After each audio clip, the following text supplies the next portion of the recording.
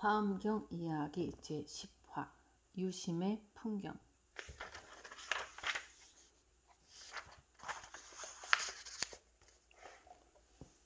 유심의 개송을 받은 중림사의 법조. 중국의 4대 영산의 하나인 오대산에는 당나라 시대 정토교의 법조가 창건한 중림사가 있다. 당나라 개성 5년 5월에 이 중림사를 참배했던 일본의 자각대사 엔리네의 기록에 의하면 당시 중림사에는 율원, 고원, 화엄원, 법화원, 각원, 불전원의 6개의 집이 있었으며 한 집에는 40명 정도의 승려가 살고 있었다고 한다. 현재 오대산 중림사는 대회진에서 남서쪽으로 6km 떨어진 중림사 마을의 서쪽에 위치하고 있다.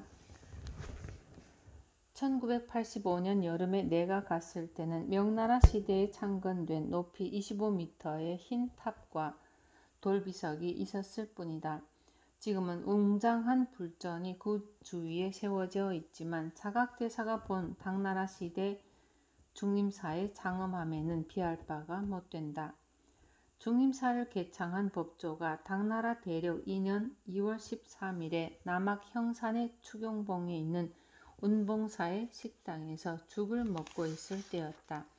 그때 죽그릇 속에 오대산 불광사가 비치고 그곳에서 북동쪽으로 1마일 떨어진 산 아래 계곡에 있는 돌문이 보였다.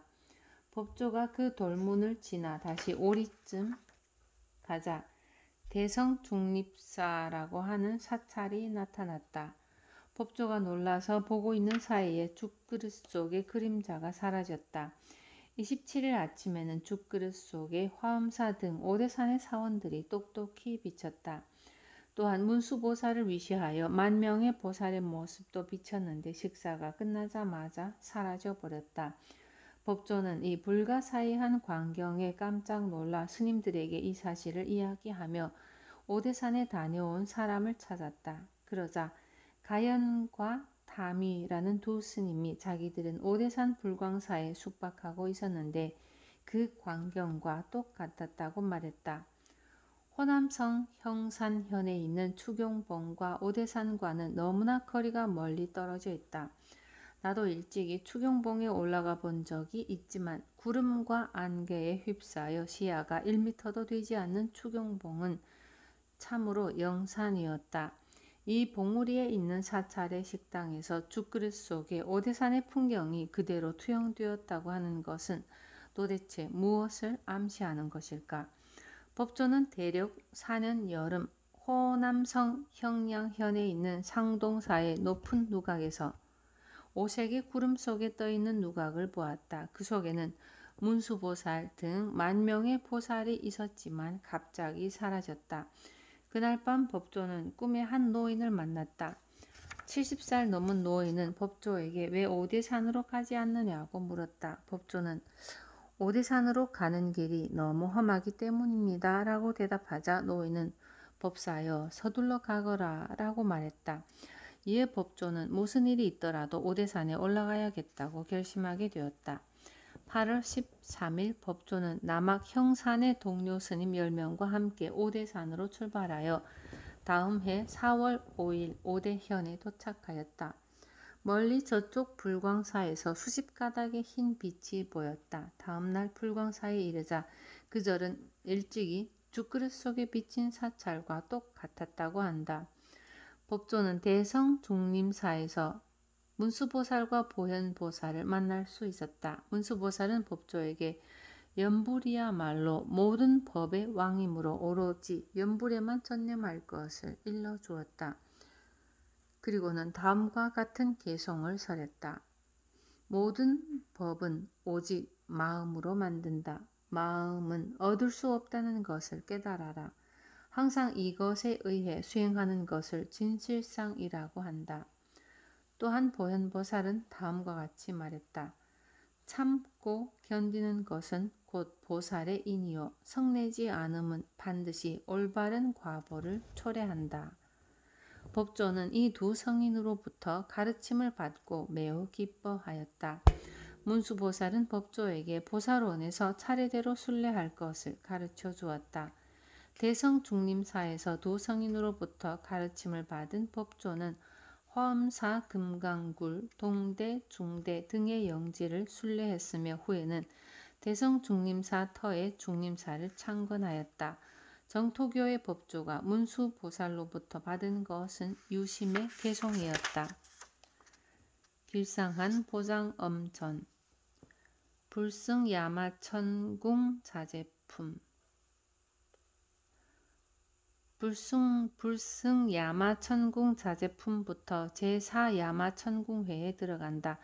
이 제4회에서는 4개의 품을 설한다. 여기서 야마천궁회란 부처님이 야마천궁이라고 하는 천상의 궁전에 올라가 설하는 것을 말하는데, 불승야마천궁 자제품은 그 중에서 부처님을 야마천궁의 궁전으로 보내는 서문에 해당된다. 부처님이 야마천궁의 사자좌에 앉으시자 지금까지 울려 퍼지던 음악이 그치고 정적이 찾아왔다.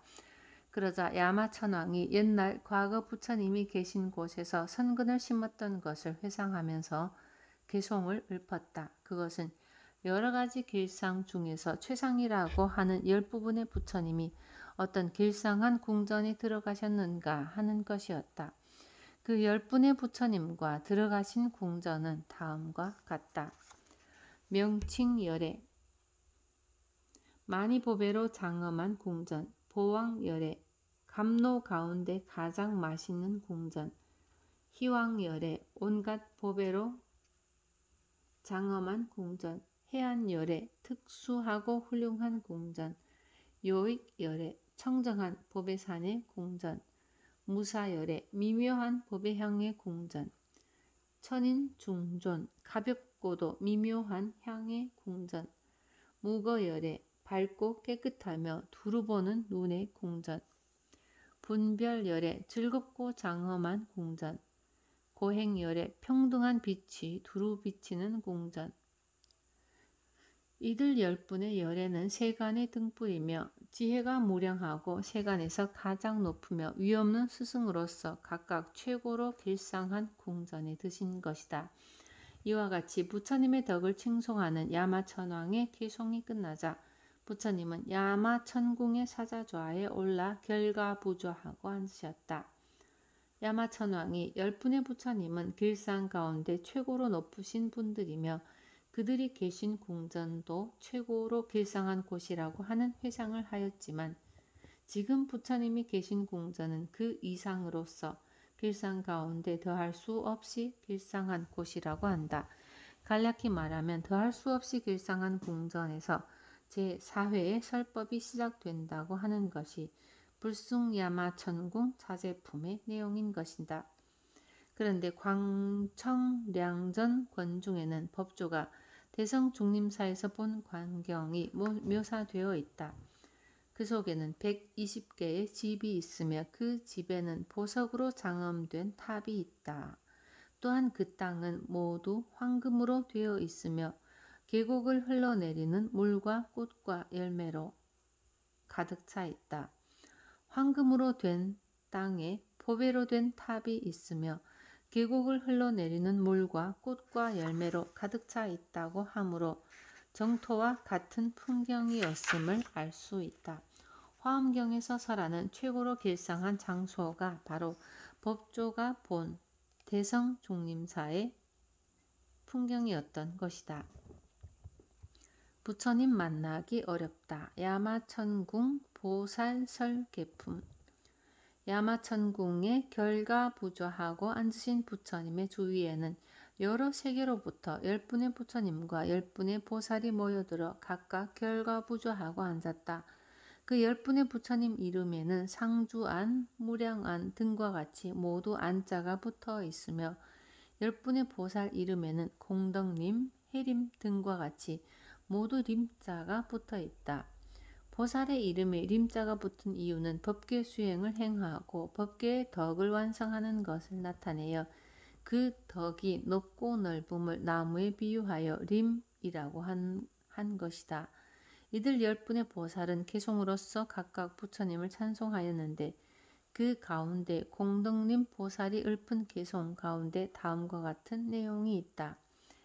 일체의 모든 세간 사람들은 아무도 부처님을 헤아릴 수 없지만 부처님은 중생의 원에 따라 모든 곳에 나타내 보이네.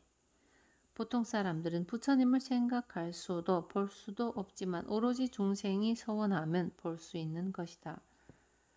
법조는 오대산에 가서 문수보살을 친견하고 싶다는 강한 서원을 가지고 있었다. 그 때문에 멀리 떨어진 형산의 추경봉에 있으면서도 오대산 불광사의 풍경과 문수보살을 위시하여 만명의 보살들의 모습을 죽그릇 속에서 만나뵐 수 있었던 것이다. 야마천궁의 사자좌에 앉으신 부처님이나 10분의 열의 이 법회에 모인 무수한 보살들의 모습은 보통 사람들에게는 보이지 않았다. 그것은 강렬한 서원이 없으면 볼 수 없기 때문이다. 또한 해림보살은 다음과 같이 말했다.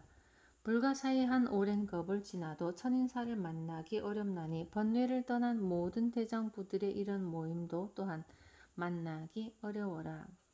여기서 천인사란 부처님을 말하며 번뇌를 떠난 모든 대장부란 10분의 열애를 말한다.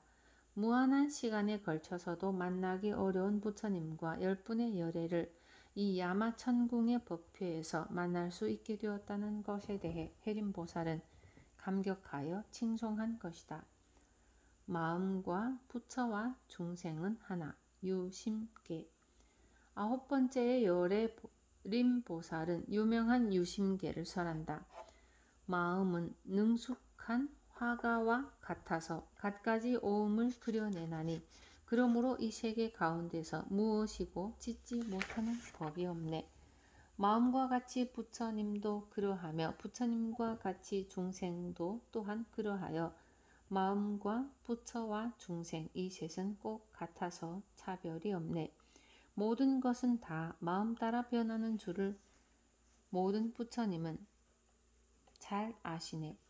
만일 누가 이렇게 이해한다면 그 사람은 참다운 부처를 볼 수 있네. 마음은 능숙한 화가가 그림을 그리듯이 무엇이든 만들어낸다. 어리석음으로 헤매는 범부의 마음도 깨달은 부처의 마음도 모두 다 마음의 작용에 지나지 않는다. 마음과 부처와 중생이 무차별하다고 한다. 우리들의 마음이 헤매면 중생이 되고 깨달으면 부처가 되는 것에 불과하다. 중생도 부처도 우리들 마음의 작용에 의한다. 부처라고 해도 마음이 만들어내는 것이므로 마음과 부처는 구별이 없으며 또한 마음이 헤매어 범부가 될 때 마음과 범부도 구별이 없는 것이다. 앞에서 인용한 마음은 능숙한 화가와 같아서 이 셋은 꼭 닮아서 차별이 없네까지의 문장을 예부터 유심계 또는 여심계라고 하였으며 일본 카마쿠라 시대의 묘의 쇼니는 화엄 유심의 이권을 저술하여 이 유심계에 주석을 붙였다. 법조는 오대산 대성중림사에서 문수보살을 만나 수기를 받았는데 문수보살의 가르침 가운데 모든 법은 오직 마음으로 만든다 라고 하는 것이 있다. 일체의 모든 것은 마음이 만든다고 한다. 마음의 작용, 마음가짐에 따라 범부가 되기도 하고 부처가 되기도 한다는 것이다. 중생과 부처를 악마와 신이라고 해도 좋다. 인간의 마음은 일순간에 악마가 되기도 하고 신이 되기도 하지만 악마와 신과 인간의 평범한 마음은 구별이 없는 것이다.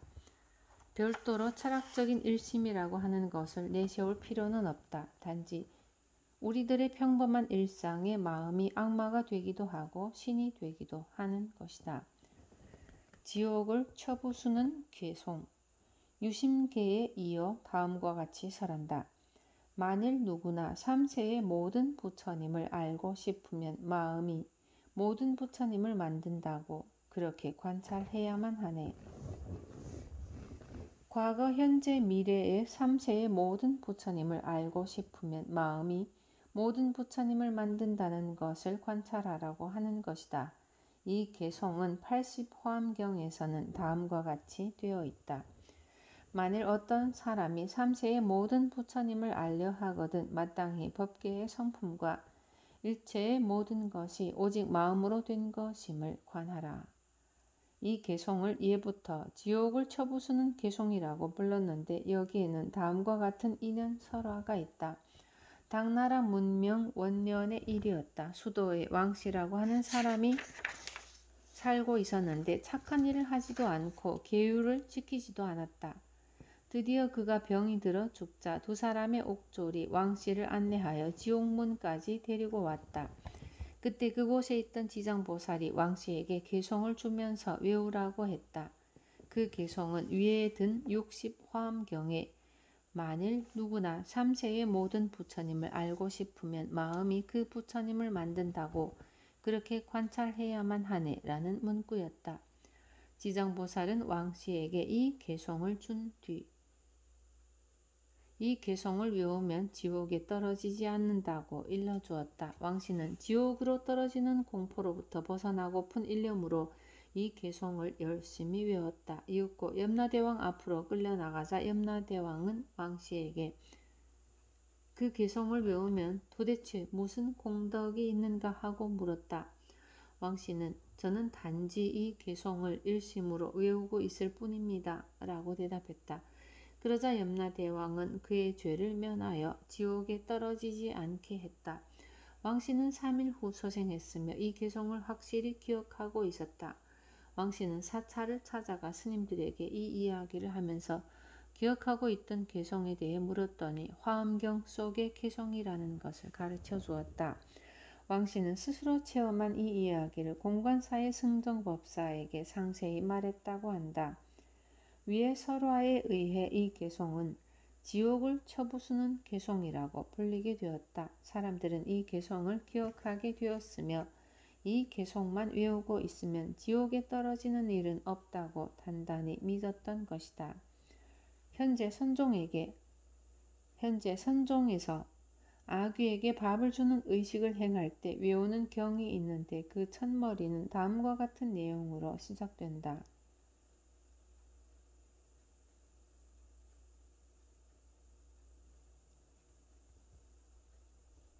만일 어떤 사람이 삼세의 모든 부처님을 알려 하거든 마땅히 법계의 성품과 일체의 모든 것이 오직 마음으로 된 것임을 관하라. 위의 마지막 문구는 일체는 오직 마음이 만든다고 하는 말은 화엄경의 유심사상을 간결하게 나타내고 있다. 이 경문도 지옥을 쳐부수는 개송이 변용된 것이라고 생각된다. 문수보살이 법조에게 설한 모든 법은 오직 마음이 만든다고 한 개송이나 위에 일체는 오직 마음이 만든다고 하는 개송은 똑같은 의미를 나타내고 있다. 마음이 청정하면 중생도 청정하다. 앞에서 인용한 유심계의 처음에 마음은 능숙한 화가와 같다 라고 하여 마음을 능숙한 화가가 그림을 그리는 것에 비유하고 있는데 이 비유는 자바함경 권 10에도 있다. 긴 밤에 갖가지 탐욕과 성냄과 어리석음으로 물든다. 마음이 괴롭기 때문에 중생이 괴롭고 마음이 깨끗하기 때문에 중생도 깨끗하다. 예를 들면 화가가 그의 제자가 잘 다스려 놓은 밑바탕에 여러가지 색깔로서 마음대로 갖가지 그림을 그리는 것과 같다. 화가가 그의 제자가 잘 펴놓은 종이 위에 여러가지 색깔로서 자기 마음대로 온갖 그림을 그릴 수 있다는 것을 말하고 있다. 화가는 어떤 형태라도 자유롭게 묘사한다. 이것과 마찬가지로 인간의 마음도 탐욕과 성냄의 어리석음 등의 여러가지 번뇌로 물들어 있어 갖가지 색채를 띠고 있다. 그러므로 마음이 괴로워하면 중생이 괴로워하고 마음이 맑게 되면 중생 또한 맑게 되는 것이다. 여기서의 마음이 괴롭다고 하는 것이 화엄경의 유심계에서는 중생이 되고 마음이 깨끗하다고 하는 것이 부처가 된다. 그런데 마음이 괴로워하면 중생이고 마음이 깨끗하면 부처가 되므로 마음과 중생과 부처가 전혀 다른 것이 아니라고 하는 것은 자바함경에서 이미 설하고 있는 것이다. 법조는 문수보살에게 모든 법은 오직 마음이 만든다 라는 개성을 받기 직전에 다음과 같은 가르침을 받았다. 너희들이 해탈을 구하려고 하면 반드시 먼저 너희들의 암한심을 없애야 한다.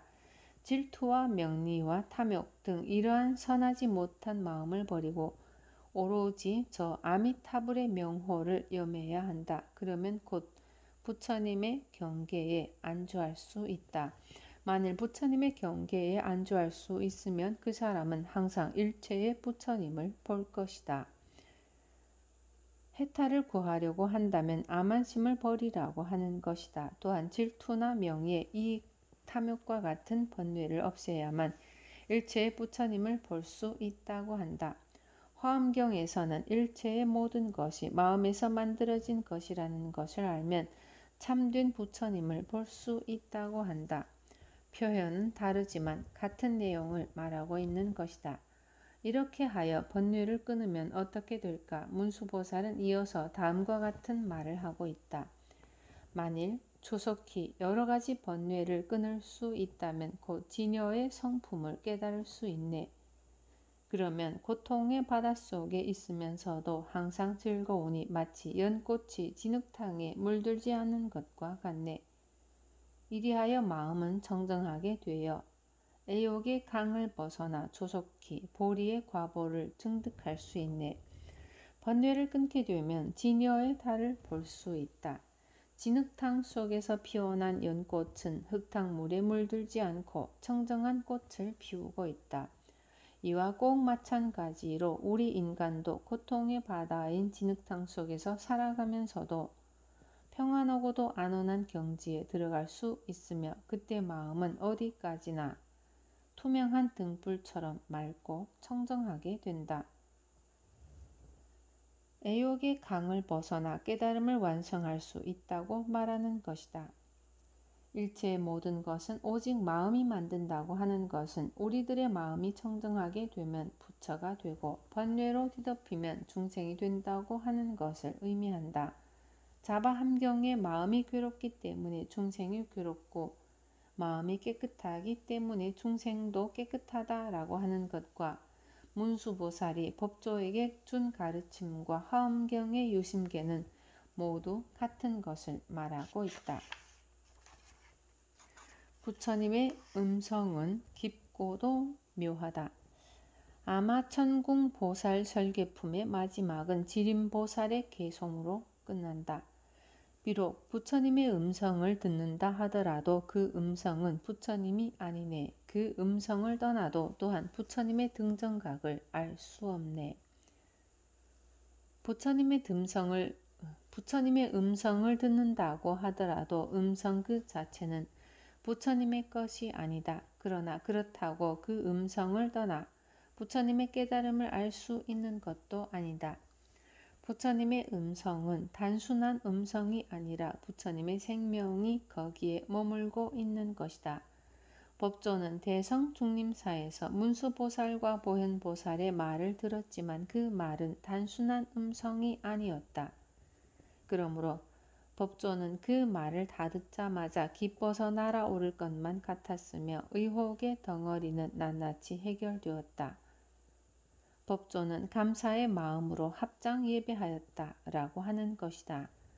문수와 보현 두 보살의 말은 단순한 음성이 아니었으므로 그 말을 들은 법조는 지금까지 가슴에 품고 있던 모든 의심을 깡그리 제거할 수 있었던 것이다.